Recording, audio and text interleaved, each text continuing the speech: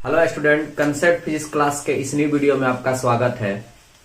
हम बैक के वीडियो में कूलम का नियम का अध्ययन किए थे और रिलेटिव परमिटिविटी का, अपेक्षिक विद्युतशीलता का अध्ययन कर लिए थे। अब उसके आगे बढ़ते हैं इस वीडियो में, और इस टॉपिक को समझने के लिए सबसे पहले 11th क्लास की जो वेक्टर नाम की टॉपिक है, जिसको हम सदिश बोलते हैं, उससे कुछ रिलेटेड फार्मूला है जो आप लोग पढ़े हुए हैं। अगर नहीं पढ़े हैं तब भी कोई दिक्कत नहीं है, बट रूल केवल याद रखिएगा। अगर ये याद रखिएगा तभी जाकर आगे इस टॉपिक को समझने में आपको हेल्पफुल होगा, आगे टॉपिक को समझ पाएंगे। जैसे हम लोग 11th क्लास में वेक्टर में पढ़े थे कि अगर दो वेक्टर है, जैसे आपका ये आपकी ए वेक्टर है और ये आपकी बी वेक्टर है, और इनके बीच अगर थीटा एंगल होता है तो इनका एक रिजल्टेड वेक्टर होता है जिसे हम सी या आर से इंडिकेट करते हैं। तो सी वेक्टर या आर वेक्टर बराबर सूत्र आपको आती है a square plus b square plus 2ab cos theta. ये 11th क्लास में वेक्टर के चैप्टर में आपको पढ़ने को मिला होगा कि अगर दो वेक्टर है ए और बी और इनके बीच का एंगल थीटा है, तो सी वेक्टर या आर वेक्टर बराबर सूत्र होता है ए वेक्टर स्क्वायर प्लस बी का square plus 2ab cos theta, जहां ए इसका परिमाण बताता है, बी इसका परिमाण बताता है, और थीटा जो होता है ए और बी के बीच बना हुआ एंगल होता है। ठीक है, तो इससे रिलेटेड कुछ एग्जांपल लेते हैं। जैसे मान लेते हैं कि आपके पास पहला स्थिति कि आपके पास दो फोर्स हैं, एक फोर्स आपका ये है और एक फोर्स आपका ये है। दोनों फोर्स आपकी बराबर है, ध्यान समझिएगा। दो फोर्स हैं, दोनों फोर्स बराबर है, दोनों की दिशा एक तरफ है। तो इसका कहने का अर्थ यह हुआ कि ए का काम इसमें कर रहा है एफ और बी का काम भी कर रहा है एफ। तो दो तीर जब एक तरफ होता है, दो तीर जब एक तरफ होता है, तो यहां जो एंगल बनती है वो आपका बनता है 0 डिग्री। यानी दो समानांतर रेखाओं के बीच जो एंगल होती है वो कितना बनती है? 0 डिग्री। तो थीटा आपका 0 डिग्री हो गया। जब थीटा 0 डिग्री हो गया तो इन दोनों बल का अगर आप एफ नेट निकालेंगे, अगर इन दोनों बल का एफ नेट निकालते हैं तो सूत्र आता है अंडर रूट ए का मतलब हो गया एफ का स्क्वायर प्लस बी का मतलब भी हो गया एफ का स्क्वायर प्लस ये हो जाएगा 2f इंटू एफ, और कॉस थीटा के जगह पर आपका 0 डिग्री हो जाएगा। जब इसको हल करिएगा तो आपको मिलेगी एफ 2f स्क्वायर अब प्लस, अब बताइए 2f में f से गुना होगा तो क्या होगा? 2f स्क्वायर, और कहो 0 डिग्री का मान 1 होता है। जब इसको हल करेंगे तो 2 और 2 कितना हो जाएगा? 4f स्क्वायर हो जाएगा, और 4 का वर्गमूल आपका 2 हो जाता है, और एगो f इसमें से निकल जाएगा। यानी कहने का अर्थ है कि अगर दो गो बल एक ही दिशा में हो और दोनों बल का मान बराबर हो तो उनका नेट बल जो होता है बल के दुगने के क्या होते हैं? बराबर होते हैं। बल के दुगने के क्या होते हैं? बराबर होते हैं। इस रूल को याद रखिएगा। अगर मान लेते हैं कि यही कहानी रहेगी बट फोर्स आपका अलग अलग हो जाएगा, जैसे आपका एक फोर्स आपका हो जाएगा F1 और एक फोर्स हो जाएगा F2, यानी जब बल आपका अलग अलग हो और एक ही दिशा में हो तो थीटा यहां भी आपको देखने के मिलेगी 0 डिग्री ही, बट सूत्र में थोड़ी सी चेंजिंग आ जाएगा। अगर इन स्थिति का अगर आप एफ नेट निकालेंगे तो एफ नेट बराबर हो जाएगा अंडर रूट, आप देखिए एफ के जगह पर कर देना है F1 का स्क्वायर प्लस ये हो जाएगा F2 का square plus 2F1 into F2 cos theta. जब इसको हल करेंगे तो ये आपको मिलेगी F1 का स्क्वायर प्लस F2 का square plus 2F1 into F2, क्योंकि थीटा की जगह पर अगर 0 डिग्री रखेंगे तो cos 0 डिग्री का मान 1 हो जाता है, 1 से गुना करेंगे तो 2F1 इंटू F2 हो जाएगा। अब थोड़ा सा ध्यान समझिएगा, ये देखिए किसी फार्मूला पर चला गया, a square plus b square plus 2ab। इसका सूत्र क्या होता है, a प्लस बी का होल स्क्वायर। तो इसको आप ऐसे लिख सकते हैं, f1 प्लस f2 का होल स्क्वायर। और दो गो में से एगो निकाल दीजिए तो f1 प्लस f2 हो जाएगा। कोई दिक्कत? अगर दो बल बराबर हो और एक ही दिशा में हो तो उनका नेट बल 2f के बराबर आएगा। अगर दो बल अलग अलग हो और उनका दिशा एक हो तो उनका आंसर f1 प्लस f2 आएगी, यानी दोनों बल को क्या कर देंगे, जोड़ देंगे। कोई दिक्कत? कब? जब दोनों बल एक ही दिशा में होगा तब। अब देखिए दूसरा स्टेप इसमें क्या आता है, ध्यान से समझिएगा। इतनी बातें अगर स्क्रीनशॉट करना चाहते हैं तो आप कर लीजिए, इसके बाद हम आगे बढ़ते हैं। देखिए दूसरा स्टेप आपकी क्या आएगी, थोड़ा सा फील करिएगा, ध्यान से समझिएगा। अगर आपके पास मान लेते हैं कि दूसरा कहानी आ गया कि आपकी एफ इधर है और एक एफ आपकी ऊपर है, इस कंडीशन में तो यहां आप देखकर ही पता लगा सकते हैं कि इनके बीच एंगल कितना बना, एक एफ यहां एक एफ यहां, तो इनके बीच जो थीटा है वो 90 डिग्री के बनेगी। जब थीटा 90 डिग्री हो और दो बल बराबर हो तो एफ नेट कितना आएगा, तो यहाँ कुछ नहीं करना है, आपको 0 डिग्री के जगह पर आपको रख देना है केवल 90 डिग्री। और 90 डिग्री का मान क्या होता है, 0 होता है। तो ये वाली जो पद है सीधे हट जाएगी, और जब ये वाली पद हट जाएगी तो आपका राइट आंसर जो बचेगा वो कितना बचेगा, कितना बचेगा, तो 2 रूट में रहेगा और 2 एफ में ले एक एफ क्या हो जाएगा, बाहर हो जाएगा। तो जब दो बल 90 डिग्री के एंगल पर रहेंगे तो उनका एफ नेट जो होता है √2f के बराबर आएगी। जब यही बल अलग अलग रहेंगे, ये आपका f1 हो गया, ये आपका f2 हो गया, और इनके बीच का एंगल जो है 90 डिग्री है। तो इस स्थिति में क्या होगी, तो ध्यान समझिएगा। इस स्थिति में एफ नेट का सूत्र यहां तक जेव कहते हैं और कॉस यहां 90 रखिएगा तो ये वाली पद जो है कैंसिल हो जाएगी। समझ पा रहे हैं, कॉस 90 डिग्री का मान 0 होता है। तो ये आपका हो जाएगा f1 √f1 का स्क्वायर प्लस f2 का स्क्वायर। कोई दिक्कत? तो दो बल अगर बराबर हो, उनके बीच 90 डिग्री का एंगल हो तो √2f आएगा। अगर दो बल अलग अलग हो और उनके बीच 90 डिग्री का एंगल हो तो एफ नेट का मान √f1 का स्क्वायर प्लस f2 का स्क्वायर आएगा। कोई दिक्कत? ये रूल है। अब तीसरा स्थिति लेते हैं कि अगर दोनों बल की डायरेक्शन अलग अलग हो, अगर दोनों बल की डायरेक्शन अलग अलग हो तो कौन सी स्थिति आपको देखने को मिलेगी। हम 0 पर देख लिए, हम 90 पर देख लिए, अब हम 180 पर देखेंगे, उसके बाद 120 पर देखेंगे। तो इतना बातें आपको समझ में आ गई होगी। तो आगे बढ़ते हैं। देखिए अब मेरी बातों को ध्यान से समझिएगा। अगर मान लेते हैं आपके पास, अगर मान लेते हैं आपके पास दो बल है कि एक बल आपका ये है F और एक बल आपका ये है, दोनों की डायरेक्शन अलग है, दोनों की डायरेक्शन अलग है, एक F यहां है, तो इनके बीच एंगल कितना बनेगा, तो दो गो तीर अगर विपरीत आती है तो बन जाएगा 180 डिग्री।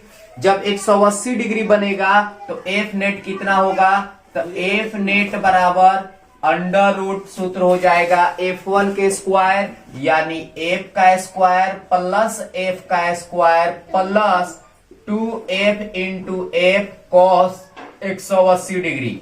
अगर cos 180 डिग्री पर इसको हल करिएगा तो आपको पता है कि cos 180 डिग्री का मान -1 होता है। तो यहां से हल करेंगे तो ये 2f स्क्वायर हो जाएगा अब प्लस ये आपकी हो जाएगी 2f स्क्वायर गुने cos 180 डिग्री का मान -1।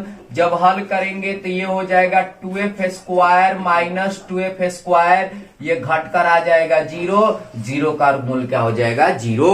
यानी दो बल अगर सेम हो, दोनों बल की डायरेक्शन अलग अलग हो तो आपकी एफ नेट जो है वो आता है 0। अगर यही दोनों बल अलग अलग रहेंगे और इनके बीच 180 डिग्री का एंगल होगा तो कौन सी स्थिति बनेगी? देखिए, अगर ये आपका बल F1 हो गया, ये अगर आपका बल F2 हो गया, दोनों बल अलग अलग हैं और यहां भी 180 डिग्री का एंगल बन रहा है। इस स्थिति में अगर आप F नेट निकालते हैं तो क्या होगा? कुछ भी नहीं है, कुछ भी नहीं है। आराम से करिए, आप F के जगह पर F1 कर दीजिए प्लस F2 कर दीजिए प्लस 2F1 F2 कर दीजिए और यहां cos 180 डिग्री कर दीजिए। और cos 180 डिग्री का मान जानते हैं आप, 1 होता है तो यहां से -1 होता है तो F1 का स्क्वायर F2 का स्क्वायर प्लस माइनस से गुना होगा तो माइनस हो जाएगा 2F1 इंटू F2। जब इसको हल करते हैं तो देख लीजिए, a का स्क्वायर प्लस b का स्क्वायर माइनस 2ab का सूत्र हो गया और a का square plus b square minus 2ab।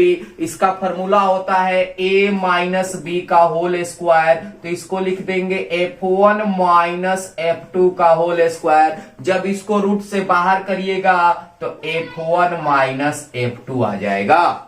तो कोई दिक्कत? पुनः मैं इस बात को रिपीट कर दूं कि अगर दो बल समान हो, एक ही दिशा में हो, तो उसका F नेट जो होता है वह 2F के बराबर आया था। अगर अलग अलग रहेगा तो F1 प्लस F2 होगा। अगर दो बल समान हो और उनके बीच का एंगल 90 डिग्री हो तो आपकी जो F नेट है √2F होगा। अगर आपका अलग अलग बल रहेगा तो √F1 का स्क्वायर प्लस F2 का स्क्वायर होगा।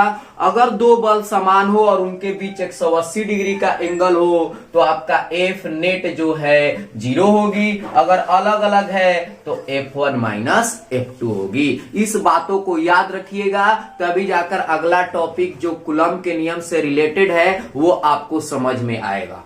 कोई दिक्कत? तो आई होप, मुझे ऐसा लगता है कि आपको ये बातें समझ में आ गई होगी। तो अगला टॉपिक लेकर बढ़ते हैं। अगला टॉपिक है, पुनः ध्यान समझ लीजिए, अगला टॉपिक है कि आपको दो चार्ज दिया रहेगा और तीसरा चार्ज आपसे पूछेगा कि उसको कहां रखें कि आपका उस पर लगने वाला जो तीसरा चार्ज है, उस पर लगने वाला जो नेट बल है वह शून्य हो जाए। उस पर लगने वाला जो नेट बल है क्या हो जाए? शून्य हो जाए। यानी कहां रखेंगे? और ऐसे आपको पता है, थोड़ा सा बात को जिक्र करा दे कि अगर आपके पास 2 प्लस हो चाहे 2 माइनस हो, ये सजातीय आवेश है, ये एक दूसरे को प्रतिकर्षित करते हैं और 1 प्लस 1 माइनस हो तो एक दूसरे को क्या करते हैं? आकर्षित करते हैं। सिंपल सी बात है कि अगर 2 प्लस हो चाहे 2 माइनस हो, एक दूसरे को प्रतिकर्षित करेंगे और 1 प्लस 1 माइनस जो है एक दूसरे को आकर्षित कर रहेंगे। कोई दिक्कत? तो इतनी बातें अगर मालूम है तो चलिए आगे की टॉपिक हम बढ़ाते हैं। ध्यान समझिएगा, अब ध्यान से समझिएगा क्वेश्चन को। क्वेश्चन आपकी रहेगी कि 2 आवेश दिया हुआ है और तीसरा आवेश को आपको कहां रखना है कि उस पर लगने वाला नेट बल क्या हो जाए? शून्य हो जाए। आगे थ्योरी समझिए, उसके बाद इस पर हम न्यूमेरिकल भी बताएंगे। ठीक है? तो आपकी क्वेश्चन है कि 2 आवेश दिया है और तीसरा आवेश को कहां रखे कि उस पर लगने वाला नेट बल शून्य हो जाए। तो स्थिति नंबर जो फर्स्ट है, ध्यान समझिए, स्थिति नंबर फर्स्ट है कि 2 आवेश है, एक Q1 ये आपकी पॉजिटिव है और दूसरा आवेश Q2 ये भी आपकी पॉजिटिव है। अगर दोनों आवेश पॉजिटिव में है, धनात्मक है, और आपका जो तीसरा आवेश है, तीसरा आवेश ध्यान समझिएगा, कैपिटल क्यू मान रहे हैं, ये भी आपकी पॉजिटिव है। आपको बताना है कि ये Q1 और Q2 दो आवेश हैं जिसमें आपका तीसरा आवेश Q है, इसको कहां रखने पर नेट बल शून्य हो जाएगा। तो थोड़ा सा बातों को ध्यान से समझिएगा।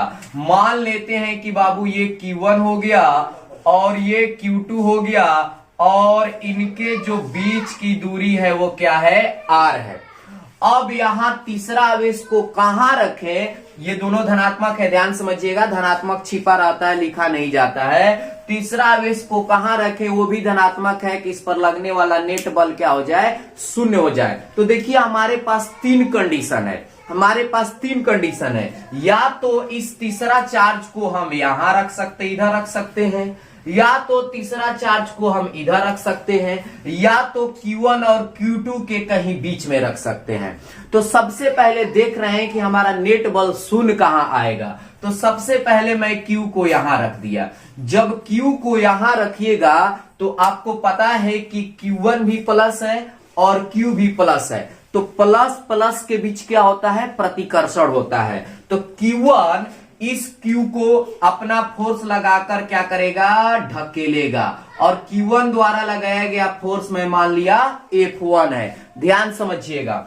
अब Q2 जो है, Q2 के पास भी प्लस है और Q के पास भी प्लस है, तो Q2 भी Q को क्या करेगा, अपनी ओर तो खींचेगा नहीं, ये भी क्या करेगा, ढकेलेगा।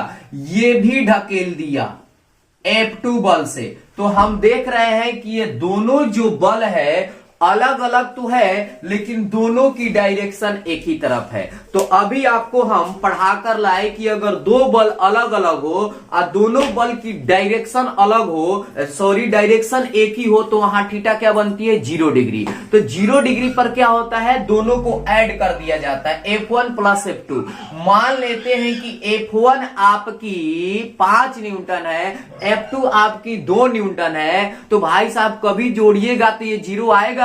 क्या Q पर लगने वाला नेट बल 0 होगी, नहीं होगी, क्योंकि दोनों बल की डायरेक्शन क्या है, एक ही तरफ है। तो मैं Q को तो यहां रख नहीं सकता, मैं जांच कर लिया, मैं Q को यहां नहीं रख सकता, क्योंकि यहां थीटा 0 डिग्री बन रहा है। थीटा 0 डिग्री बनेगा तो दोनों को ऐड करना होता है, तो योगफल तो शून्य आएगी नहीं।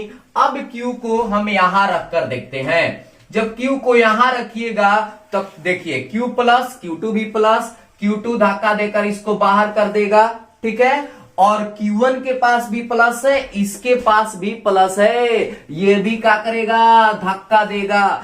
यहां भी दोनों बलों की डायरेक्शन एक ही आ रही है, तो यहां भी F नेट 0 नहीं आएगा। ना ही चार्ज को यहां रख सकते हैं, ना ही चार्ज को यहां रख सकते हैं। अब एक स्थान बचा, Q1 और Q2 के बीच में कहीं रख कर देखते हैं। तो मान लेते हैं कि मैं Q चार्ज को यहां रख दिया। जरूरी नहीं है कि ये सेंटर पर रहेगा, बट Q1 और Q2 के बीच में कहीं रहेगा। तो यहां अगर मैं Q चार्ज को रख दिया तो Q1 के पास प्लस, इसके पास भी प्लस, तो ये धक्का देंगे इधर, और Q2 के पास भी प्लस और Q के पास भी प्लस। तो बताइए Q2 भी तो कहेगा, और जब Q1 ढकेलेगा कि Q जाओ Q2 के तरफ, तो Q2 क्या कहेगा, क्योंकि Q2 के पास भी आपका प्लस है, तो Q2 भी Q को क्या करेगा, धक्का देगा उल्टी डायरेक्शन में। तो यहां देखिए, यहां क्या देख रहे हैं कि तीर एक दूसरे के क्या हो गया,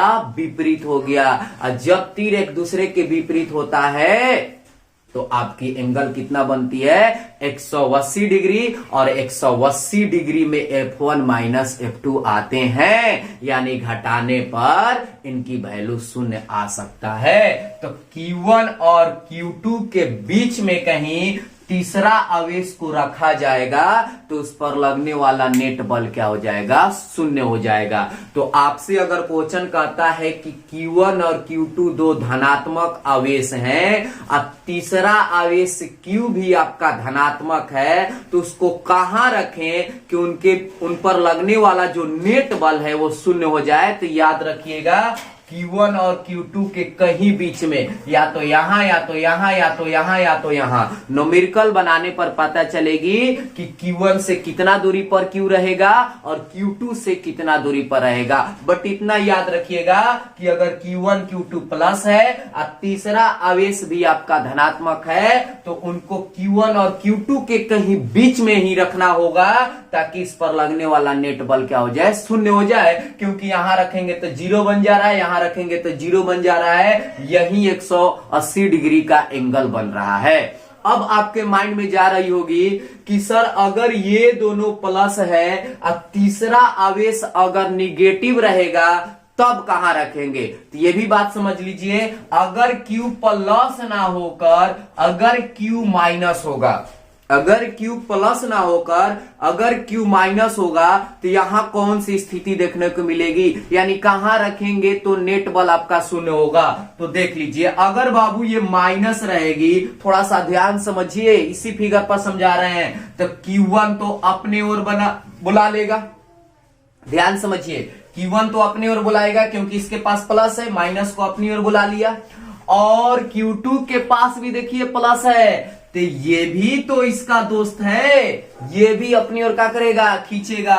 तो देखो माइनस है तभी दोनों तीर एक ही तरफ आ रहे हैं, तो पुनः जीरो बन गया, यहां तो हो नहीं सकता। पुनः अगर Q यहां आप मेरे प्यारे भाई माइनस लेके चलिएगा तो Q2 कहेगा आ जाओ मेरे तरफ, Q1 भी कहेगा आ जाओ मेरे तरफ, क्योंकि दोनों के पास प्लस है। यहां भी नहीं हो सकता, यहां भी डायरेक्शन आपका एक ही दिशा में आ रहा है। अगर हम बीच में रखते हैं Q माइनस को तो Q2 कहेगा हमारे तरफ आ जाओ और Q1 कहेगा हमारे तरफ आ जाओ। तो इस बात से यह निष्कर्ष निकलता है कि तीसरा आवेश चाहे पॉजिटिव हो और चाहे निगेटिव हो, उनको हमें Q1 और Q2 के कहीं बीच में ही रखना पड़ेगा, जिससे नेट बल आपकी क्या आएगी, शून्य आएगी। तो पहला स्थिति आपको समझ में आ गया होगा कि अगर Q1 और Q2 दो प्लस है,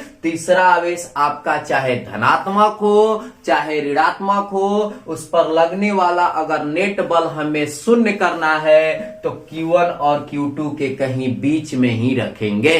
आई होप पहली बातें समझ में आ गई। अब दूसरा स्थिति इसका लेकर चल रहे हैं, ध्यान समझिएगा।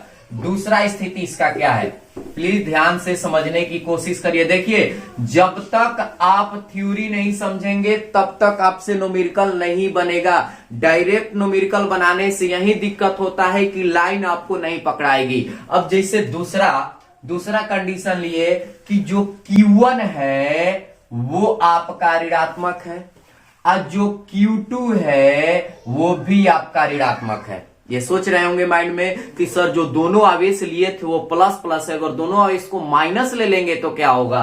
तो देखो आपके सामने आ गया, Q1 भी माइनस Q2 भी माइनस, और आपका जो तीसरा आवेश है, ध्यान समझिएगा, तीसरा आवेश ये प्लस में ले लिए, ठीक है, तीसरा आवेश प्लस में ले लिए। यहां भी क्वेश्चन आपका जा रहा होगा कि सर तीसरा आवेश माइनस लेंगे तो क्या होगा, वो भी लेंगे, घबराइए मत, धीरे धीरे सीखिए। देखिए, ये Q1 आपका माइनस में है, ये Q2 भी आपका माइनस में है, और दोनों आवेशों की जो बीच की दूरी है वो R है।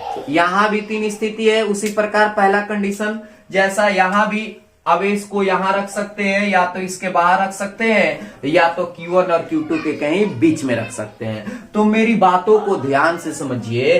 अगर सबसे पहले प्लस Q को अगर हम यहां रखते हैं तो Q1 क्या करेगा, अपनी ओर बुलाएगा क्योंकि निगेटिव चार्ज है।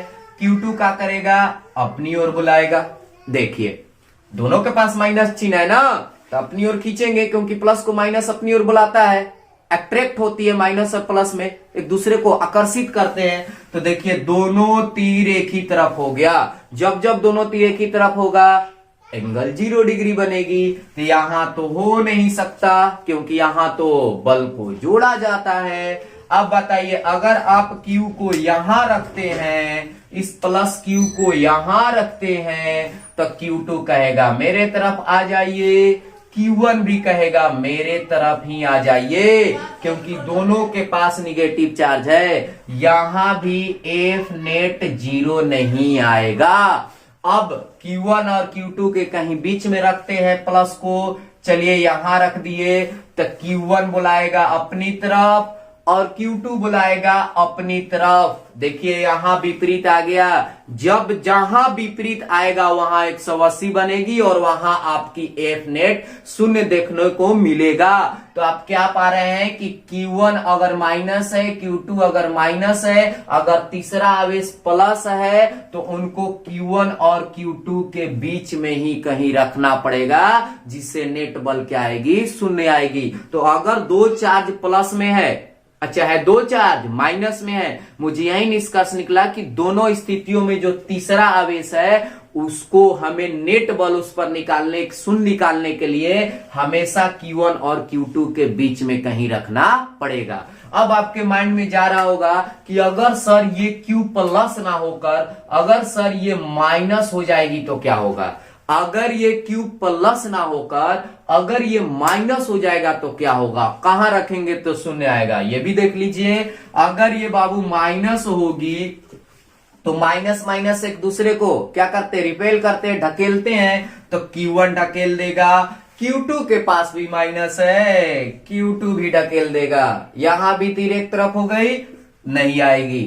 अब देखिए यहां माइनस Q को रखेंगे, Q2 ढकेलेगा क्योंकि Q2 के पास भी माइनस है, Q1 के पास भी माइनस है, ये भी ढकेल देगा। यहां भी तीर दोनों एक तरफ हो गए, यहां भी आपकी एफ नेट शून्य नहीं आ सकती। तो अब इसको बीच में रख कर देख लिया जाए तो Q2 कहेगा इधर जाइए, अब Q1 कहेगा इधर जाइए, क्योंकि देखो माइनस है तो इसको इधर ढकेलेगा, ये माइनस है इसको इधर ढकेलेगा। देखिए दोनों तीर विपरीत आ गए। तो आपकी अगर दो आवेश दोनों निगेटिव हो चाहे दोनों पॉजिटिव हो, तीसरा आवेश चाहे प्लस हो चाहे माइनस हो, उसको हमेशा Q1 और Q2 के बीच में ही रखना है। तो इस बात को याद रखिएगा, अगर दो प्लस है चाहे दो माइनस है तो तीसरा आवेश इनके बीच में ही कहीं होगा। चाहे दोनों आवेश प्लस हो चाहे दोनों आवेश माइनस हो, और तीसरा आवेश चाहे प्लस हो चाहे तीसरा आवेश माइनस हो, सबकी स्थिति Q1 और Q2 के बीच में ही होगी। अब एक सवाल ये जा रहा होगा कि सर आप तो बता दिए Q1 प्लस Q2 प्लस, चलिए सही है। आप बता दिए Q1 माइनस Q2 माइनस, सही है। अगर एगो प्लस होगा एगो माइनस होगा तो कौन स्थिति देखने के मिलेगी? तीसरा जो आवेश है उसको कहां रखेंगे कि नेट बल हमारा शून्य आएगा? तो तीसरा स्थिति समझिए, जब एगो माइनस होगा और एगो प्लस होगा। ध्यान से समझना, तभी जाकर आप इससे रिलेटेड न्यूमेरिकल बना सकते हैं। आपको पकड़ा जाएगा क्वेश्चन देखते हुए ही, क्वेश्चन जैसे ही देखिएगा वैसे ही पकड़ लीजिएगा कि तीसरा आवेश कहां रखेंगे कि हमारा नेट बल शून्य आएगा। इसके लिए आपको न्यूमेरिकल भी हम देंगे, बस 2 मिनट 4 मिनट का समय दीजिए, आगे रूल समझ लीजिए। देखिए तीसरा कंडीशन इसका है कि अगर Q1 आपकी प्लस है और Q2 अगर आपकी माइनस है, चाहे Q1 माइनस है Q2 प्लस है, कोई भी हो सकता है। अगर एक चार्ज पॉजिटिव है एक चार्ज निगेटिव है तो तीसरा आवेश को कहां रखेंगे? जैसे ये आपका Q1 हो गया और ये Q2 हो गया, ये माइनस हो गई, दोनों के बीच की दूरी R है। अब यहां भी 3 स्थितियां हैं उसी तरह, ध्यान से समझिए। अब मान लेते हैं कि तीसरा जो आवेश है वो धनात्मक है, धनात्मक लेके चल रहे हैं Q, तो Q1 क्या करेगा? Q1 क्या करेगा? धक्का देगा। Q1 के पास प्लस है लेकिन Q2 के पास क्या है? माइनस है। ये अपनी ओर क्या करेगा? खींचेगा। ध्यान समझिए, Q1 के पास प्लस है तो धक्का दे दिया, Q2 के पास माइनस है तो अपनी ओर खींच लिया। तो यहां देखिए 2 गो तीर एक दूसरे के विपरीत हो गए, तो यहां बन गया 180 डिग्री। ध्यान से समझिए, यहां कहानी में थोड़ी सी ट्विस्ट आएगी, मजा आएगी। ध्यान समझिए, अगर यहां Q है तो Q2 तो खींचेगा, निगेटिव है, और Q1 प्लस है इसको ढकेलेगा। यहां भी तीर विपरीत हो गया, यहां भी 180 डिग्री का ही एंगल बना। देख लीजिए, अगर हम बीच में रखते हैं तो Q2 क्या करेगा? खींचेगा, और Q1 क्या करेगा? ढकेलेगा। अब आपको क्या समझ में आ रहा है यहां पर कि बीच में तो ये नहीं हो सकता। इतना तो पक्का है कि अगर एगो प्लस एगो माइनस चार्ज है या तीसरा आवेश धनात्मक है तो ये तो बीच में कभी होगा नहीं, क्योंकि बीच में Q1 और Q2 के कहीं बीच में तीर एक ही तरफ आ रहे हैं, एंगल 0 डिग्री बनेगा। तो इसको माइंड से हटा लीजिएगा, तो ये तो होगा नहीं। अब क्वेश्चन उठा कि सर यहां भी 180 बन रहा है, यहां भी 180 बन रहा है, तो सर चार्ज कहां रखकर बनाएंगे जबकि दोनों जगहों पर तीर विपरीत आ रही है? तो एक बात याद रखिएगा, ऐसे स्थिति में क्या किया जाता है कि चार्ज को देखा जाता है, चाहे वो प्लस हो चाहे माइनस हो, उससे मतलब नहीं है।